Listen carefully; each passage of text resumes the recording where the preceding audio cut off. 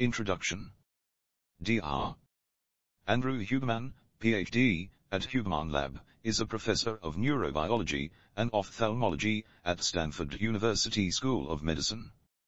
His lab focuses on neural regeneration, neuroplasticity, and brain states such as stress, focus, fear, and optimal performance. Andrew Huberman is also the host of the wildly popular Huberman Lab podcast, with new episodes released every Monday. Joe Rogan and Andrew Huberman cover a lot of ground in a wide-ranging discussion about everything from hormones, cold, sauna, aggression, mating, and much more, attention deficit hyperactivity disorder, ADHD. An estimated 1 in 10 children has ADHD. Half will resolve with proper treatment, and the other half will not. Most people with ADHD can have high levels of focus on things they enjoy. People with ADHD have the capacity to focus but can't engage attention on things they don't really want to do. There's recreational use of prescription drugs for ADHD among college students and professionals alike. From a neurobiological perspective, dopamine underlies enjoyment and curiosity, which creates a hyperfocus and state of motivation. Dopamine release turns on areas that narrow visual and auditory focus. Dopamine in the context of focus tends to enhance two neural circuits: 1, default mode network, brain areas active when we're idle; 2, task networks, networks of the brain that make you goal-oriented. Aggression, mating, and the brain. The same region of the brain is responsible for aggression and mating behaviors. If certain neurons in the ventromedial hypothalamus are stimulated, humans and animals alike go into a rage. With slightly different stimulation of the ventromedial hypothalamus, animals seek out mating behavior. Testosterone and estrogen control gene expression. Depending on which is stimulated, the outcome will be different. There's a continuum between aggressive and mating behaviors. True fetishes are a confusion of circuitry where people confuse or learn arousal for something that's usually dangerous or damaging. From a physiological perspective, we all have the wiring for a wide range of behaviors: love, rage, anger, etc. It really just depends on which lever is pulled chemically and environmentally. The body secretes higher levels of tachykinin when we are not socially connected enough. Tachykinin symptoms: increased irritability, paranoia, fear, loneliness. Leveraging phases of the day for productivity. To build new habits and behaviors, leverage your body's natural brain and body rhythms.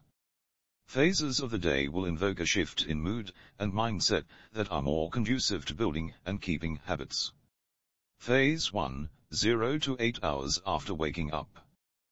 This phase comes with a more alert state which can be heightened by sunlight viewing, caffeine delaying, fasting, etc. Norepinephrine, epinephrine, and dopamine are elevated during this phase. Healthy cortisol is also elevated in the brain and bloodstream. This is when you want to take on new habits and behaviors that are challenging for you. You are naturally more readily able to engage in activities with a high degree of limbic friction. Phase 2, 9 to 15 hours after waking up. Levels of dopamine, epinephrine, and cortisol start to come down. Serotonin starts to rise and lends itself to a relaxed state of being. Can be enhanced with a warm bath, yoga nidra, ashwagandha. Taper the amount of bright light, unless it's sunlight, and start dimming house lights a bit. This is when you want to taper stress level and take on habits and things you are already doing that don't require a lot of override of limbic friction, for example, journaling, music. Phase 3, 16 to 24 hours after waking up. Keep the environment very dark or dim and room temperature low. The body needs to drop in temperature to fall asleep and stay asleep. If you wake up in the middle of the night, use as little light as possible. Deep sleep is critical to wiring neural circuits required for building habits. Ketamine and Psilocybin therapies. Ketamine is a dissociative anesthetic. Ketamine and PCP act as antagonists, blocking NMDA receptor. Dissociation induced by PCP and ketamine may lead to shifts in circuitry and plasticity, so depression doesn't feel as heavy. Ketamine changes the spines of neurons in the prefrontal cortex. People who are depressed and take ketamine experience separateness from grief and emotions. Take ketamine with psychiatrists guiding experience. Ketamine may be increasing neuroplasticity through dissociative states. Psilocybin induces an almost opposite effect to ketamine and looks structurally like serotonin. The brain states of psychedelic use are very atypical and not seen in other natural settings. The data of psychedelic use is overwhelmingly more positive than negative, but we don't really know the mechanism behind how and why it works. Theory: it's possible the magic is in allowing the person to lean into an experience without an off switch.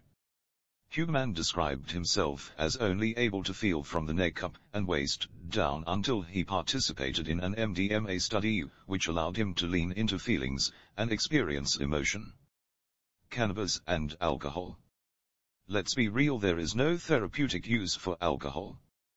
Cannabis narrows our attentional perspective and has been helpful for some levels of distress, but there is a risk it can make you focus on the traumatic event. Cannabis is safer than alcohol, but not uniformly safe.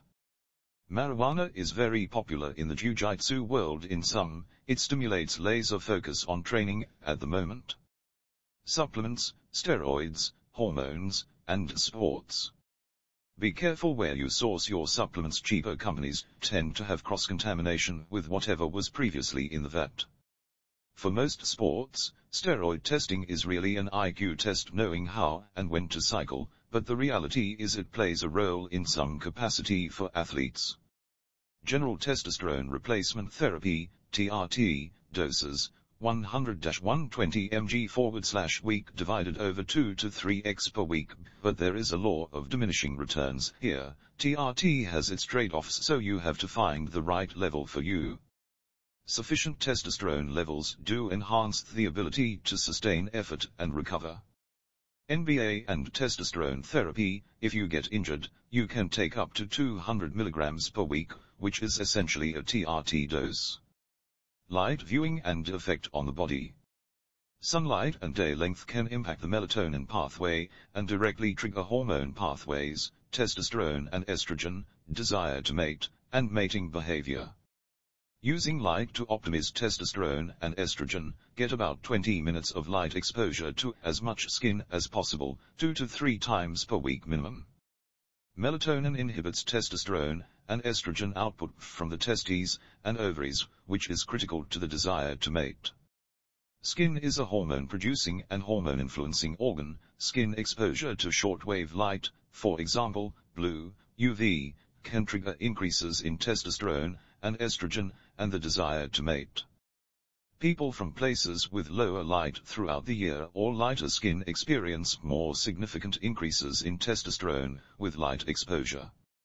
Seasonal effects of testosterone. Testosterone levels appear lowest in the winter months, and highest in June, July, August, and September. Sunlight helps wound healing. Heat and cold exposure. As a rule of thumb, the environment should be uncomfortable but such that you can stay in safely. Joe's routine: sauna every day and cold plunge 3 to 4 days per week. To get the benefits of hypertrophy after strength training, delay cold exposure 2 hours post-exercise.